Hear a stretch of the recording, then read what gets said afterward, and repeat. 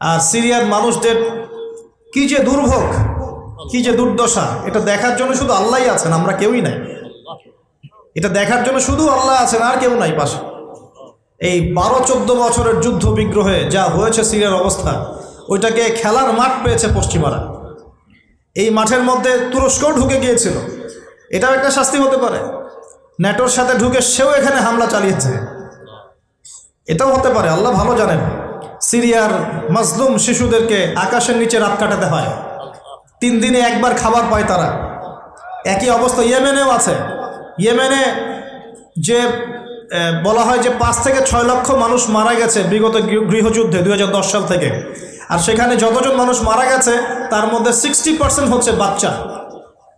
তো এই বাচ্চাদের কি দোষ ছিল?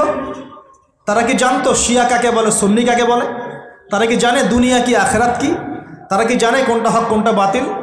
তারা তো জানে যে মায়ের বুকের দুধ খেতে হয়, দুধের বাচ্চাগুলো দুধ পায় না, মায়েরা দুধ দিতে পারে না, খাবার নাই, দুর্ভিক্ষ। এই সংকটের জন্য কে দায়ী?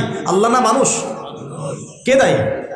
যাহারাল ফাসাদু ফিল বাররি ওয়াল বাহরি বিমা কাসাবাত আইদিন নাস। আল্লাহ পাক বলছেন জলে স্থলে যে বিপর্যয়গুলো ছড়িয়ে পড়েছে এগুলো মানুষের